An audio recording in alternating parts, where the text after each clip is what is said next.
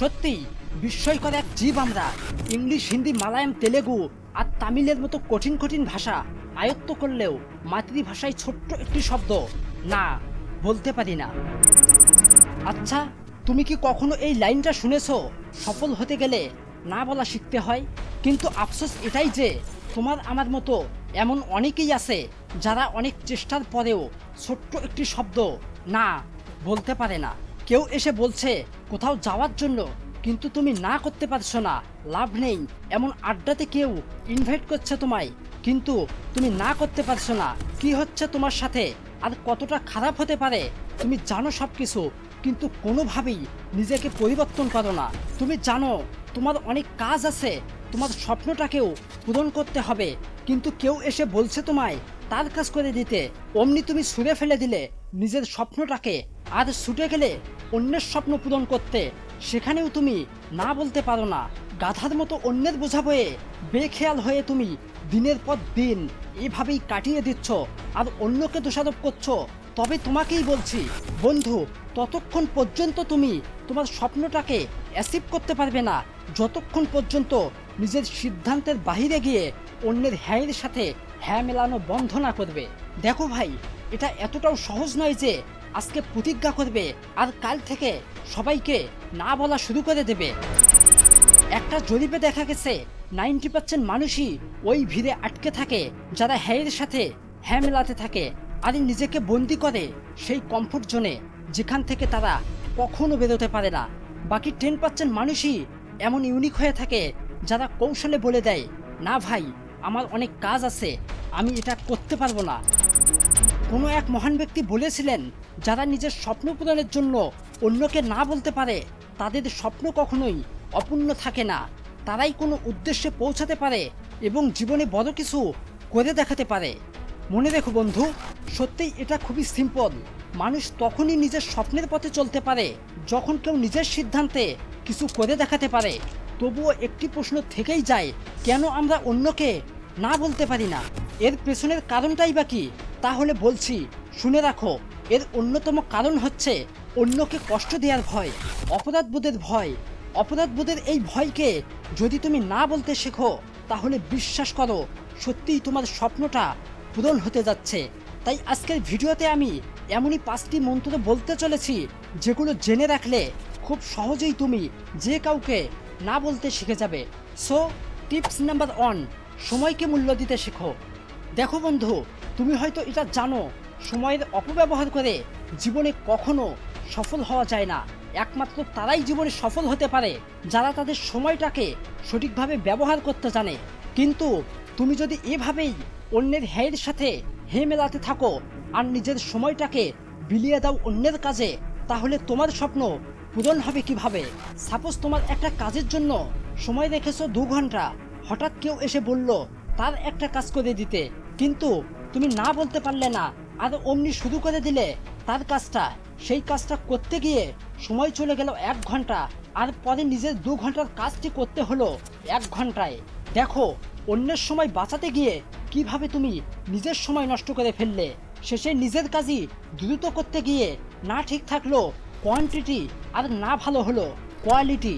তাই অন্যের কাজে হ্যাঁ বলার আগে প্রথমে এটা দেখে নাও যে সেই কাজটি করার মতো সময় আছে কিনা তোমার হাতে। যদি নিজের স্বপ্ন পূরণ হয়ে থাকে আর অন্যের কাজ করতে প্রস্তুত থাকো, তবেই হ্যাঁ বলো, নয়তো না বলে দাও আর নিজেকে সময় দাও স্বপ্ন পূরণ করতে। টিপস নাম্বার 2, সিদ্ধান্ত নিতে শেখো। না বলতে না পারার পেছনে আর একটা কারণ হলো সিদ্ধান্তহীনতা। এমন অনেক সময় আসে যখন বুঝতে পারি না যে কারো কথায় রাজি হয়ে তার সঙ্গ নেব নাকি না বলে এখানেই ইতি টানব। কখনো কখনো এমনও সময় আসে যখন অনেক দ্রুত সিদ্ধান্ত নিতে হয় তুমি কাকে হ্যাঁ বলবে আর কাকে না বলবে। মনে রেখো, তুমি একটা কাজে ব্যস্ত আছো, ঠিক তখনই 2 জন বন্ধু তোমায় রাত 10টায় তার সঙ্গে দেখা করতে বলল। একজন যেতে বলল হসপিটালে আর একজন বলল জন্মদিনের পার্টিতে। তুমি কি পারবে দুজনের সঙ্গেই একই সাথে দেখা করতে? অবশ্যই পারবে না। ঠিক সেই মুহূর্তেই তোমাকে সিদ্ধান্ত নিতে হবে কোথায় হ্যাঁ বলে তুমি তার সঙ্গ নেবে আর কোথায় না বলে তাকে বিদায় জানাবে। এবার নিশ্চয়ই তুমি এটা বুঝেই গেছো একটা মানুষের পক্ষে একই সাথে সব কিছু করা সম্ভব না। একটিতে সঙ্গ দিলে অন্যটিকে বিদায় জানাতেই হয়। তুমি যদি এই সাইকোলজিটা বুঝতে পারো তাহলে না বলাটা তোমার জন্য অনেক সহজ হবে। তাহলে এবার টিপস নাম্বার 3, নিজের জন্য বাঁচো। আচ্ছা বলো তো, একজন মানুষ সবার প্রথমে কার জন্য বাঁচে? অবশ্যই নিজের জন্য। তাহলে তুমি কি বলতে পারবে তোমার মূল্য কত? মনে রাখবে, প্রতিটি মানুষের নিজস্ব প্রতিভা আর মূল্য আছে। তুমি যদি নিজেই তোমার মূল্য বুঝতে না পারো তাহলে অন্যরাও তোমার মূল্য কখনোই বুঝতে পারবে না। এটাই তো স্বাভাবিক। প্রথমে তোমাকে এটা বুঝতে হবে তোমার স্বপ্ন আর ব্যক্তিত্বের অনন্য একটি মূল্য আছে। তাই সবার আগে নিজেকে সম্মান করতে শেখো, নিজের স্বপ্নটাকে ভালোবাসতে শেখো এবং সেটাকে অ্যাচিভ করার জন্য নিজেকে প্রস্তুত করতে থাকো। মনে রাখবে, তোমার না বলাতে তোমাকে নিয়ে কে কি বলল আর কে কি ভাবলো এটা কখনোই ভাবতে যেও না। বুঝতে হবে অন্যের মতামত কখনোই তোমাকে সঠিকভাবে সংজ্ঞায়িত করতে পারবে না। তাই তো সবার প্রথমে নিজেকে বুঝতে শেখো, নিজের স্বপ্নটাকে প্রাধান্য দাও, নিজের ইচ্ছাগুলোকে মূল্য দাও। তাহলে দেখবে না বলাটা তোমার জন্য কতটা সহজ হয়েছে। টিপস নাম্বার 4, স্বপ্ন পূরণের প্রস্তুতি নাও। দেখো ভাই, মানুষ তাকেই কোনো কাজ করতে বলে যার নিজের কোনো কাজ থাকে না। তুমি যদি এভাবেই তোমার সময়গুলো ওয়েস্ট করো তাহলে অন্যরা তোমাকে দিয়ে কিছু করাতে চাইবে। এটাই তো স্বাভাবিক। তাই অন্যের হ্যাঁয়ের সাথে হ্যাঁ মেলানো বন্ধ করার এটাও একটা উপায় হতে পারে যে নিজেকে সর্বদা ব্যস্ত রাখো। অতএব জীবনের একটা গোল সেট করে দাও আর সেটাকে কিভাবে অ্যাচিভ করবে তারও একটা প্ল্যান করে রাখো এবং সেটাকে অ্যাপ্লাই করে শুরু করো এই পথ চলা। তবে মনে রাখবে, রাস্তায় অনেক বাধা আসবে আর এই বাধাগুলো পাড়ি দিতে হবে তোমাকেই। আমরা অনেক প্ল্যান করি, আজ এটা করব, কাল ওটা করব, আর এইভাবে নিজের স্বপ্নটাকে পূরণ করে নেব। না জানি এভাবে কত শত প্ল্যান করে ফেলি, কিন্তু খারাপ তো লাগে তখনই।